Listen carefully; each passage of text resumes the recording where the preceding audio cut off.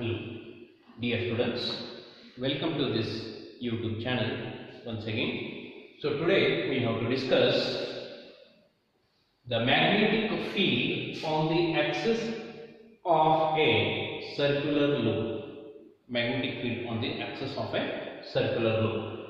So before going to the discussion of magnetic field on the axis of a circular loop, so what is this axis of a circular loop? So the loop is like a circle. And axis means it is the line which is passing through the center and perpendicular to the plane of the loop. So then we can say it is axis. So let us to discuss the magnetic field on its axis. Okay. So consider a circular current loop. This means a circular current loop. It's like a circle. Let its center is O and R be the radius. Let its radius is R, you can say. So current is flowing through the circuit. Let the current in the circuit is, you can say, I amount of current is flowing. So let us to draw the axis. See, just you can draw the line. This one is perpendicular to the plane of the loop and also passing through the center. Okay.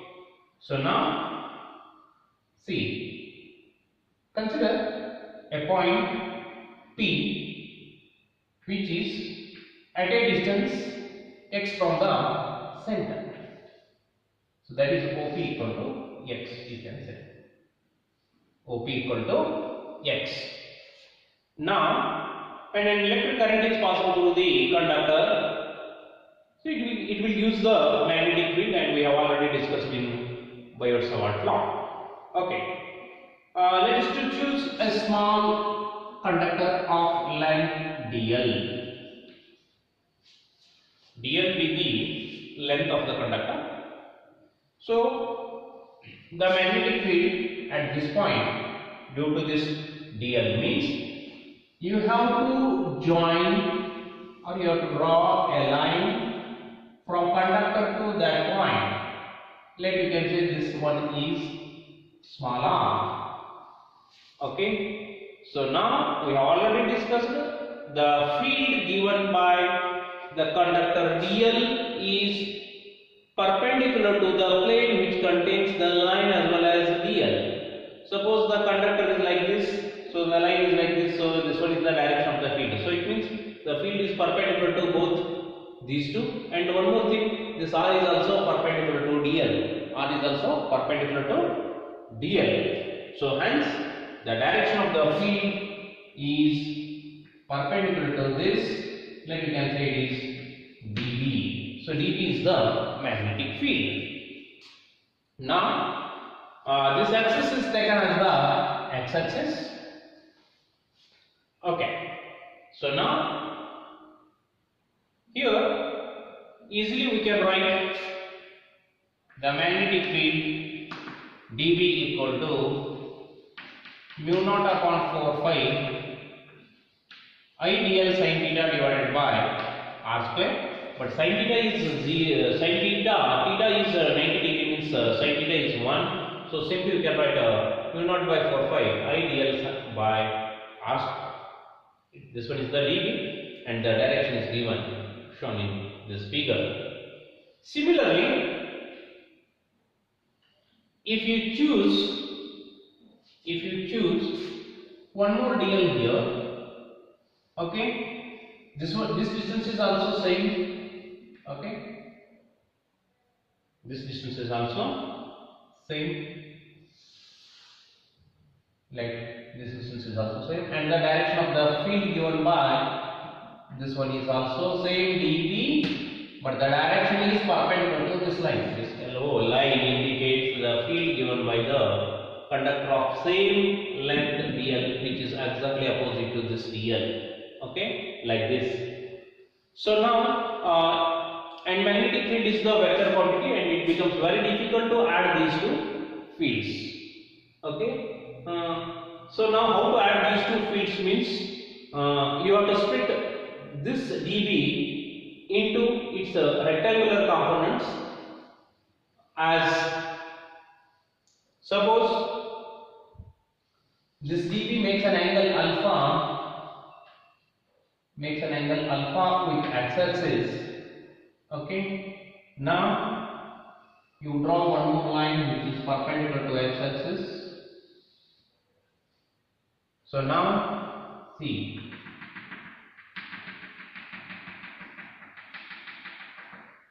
the components of this dB as dB cos alpha, dB sin alpha.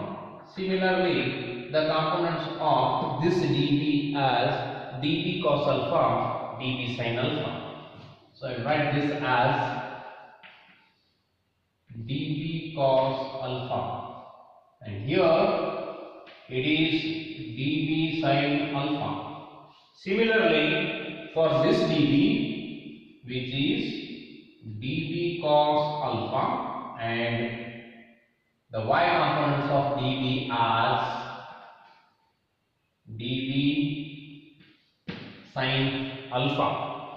Okay, so now by adding these two dB, we are getting 2 dB cos alpha, because this dB sin alpha and this dB sin alpha get cancelled because they are having the equal magnitude and the opposite directions. Clear? Opposite directions. So hence the sum of these two dB is 2 dB cos alpha. Remember. Okay.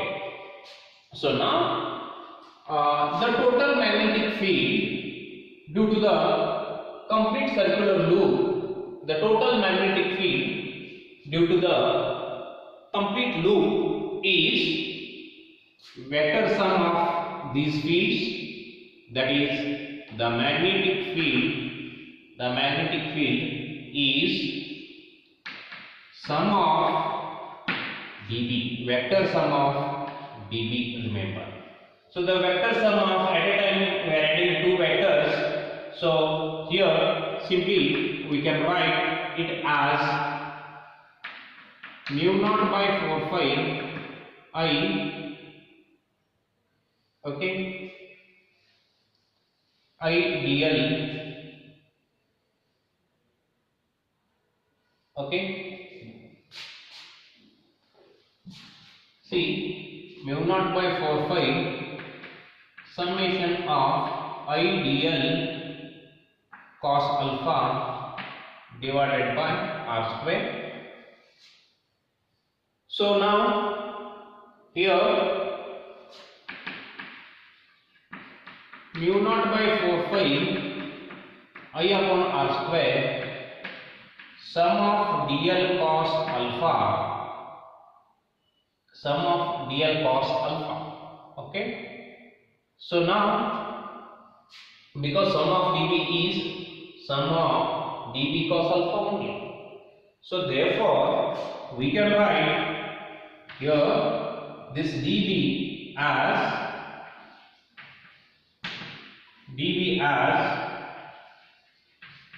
mu naught by 4 pi I upon r square, and sum of dl is 2 pi r, that is the sum of dl is the circumference of the circle 2 pi r into cos alpha. Okay, so now from the figure,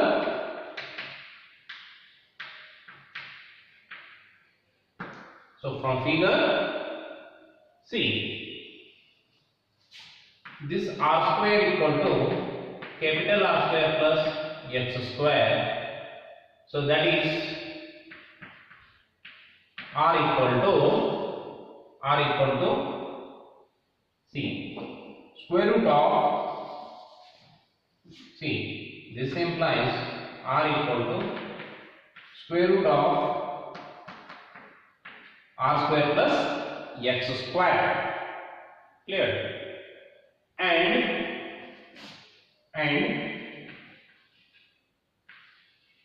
cos alpha is sin of 90 minus alpha. If this one is alpha, this one is perpendicular, means clearly this angle is 90 minus alpha, and from this figure sin theta is the ratio of opposite to hypotenuse, so that is we can write it as r upon r. So now by substituting these values here, we can write dV as mu naught upon 4 pi 2 pi I r upon r square into capital R by small r, capital R by small r. So now here dV as mu naught upon 4 pi, mu naught upon 4 pi, clear, mu naught upon 4 pi 2 pi I r square upon r cube, okay, and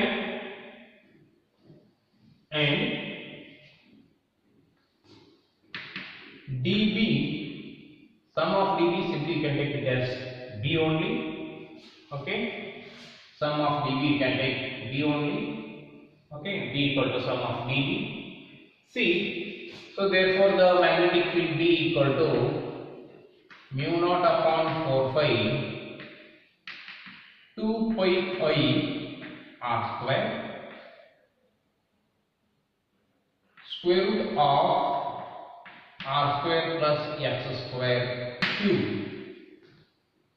that is B as mu naught upon 4 pi 2 pi I r square upon r square plus x square raised to 3 by 2. Okay, this one is the magnitude of the magnetic field at a distance x from the center and on the axis. And clearly the direction of the magnetic field is along x direction or along the axis.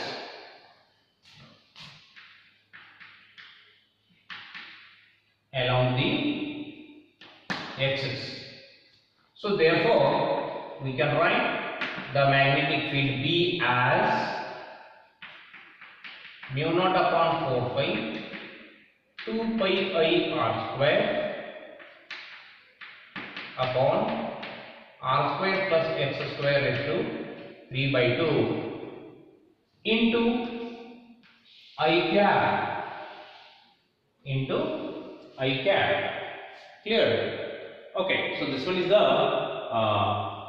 magnetic field on the axis of the circular loop, clear, and the direction is along its axis, clear? Okay, check it carefully. See, this one is the circular loop, this one is the axis. Here we can calculate the field. So the field given by this DL is perpendicular to this line, and field given by this DL, this one is also DL. Remember, this one is also same DL only, current is same. Clear? Okay. So now the field is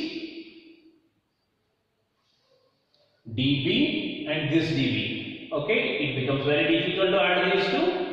We can split this dB as dB cos alpha, dB sin alpha. This dB as dB cos alpha, dB sin alpha.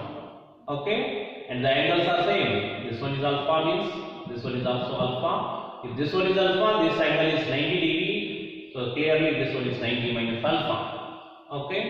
So this we can write by using Biot-Savart law, dB equal to mu naught by 4 pi I dl sin theta divided by r square, but here the theta is 90 degree, that is the angle between dl and r. Theta is the angle between dl and r, so the angle between dl and r is 90 degree, so hence sin 90 is 1, so simply we can write the magnitude of the magnetic field dB as mu naught upon 4 pi I dl upon r square.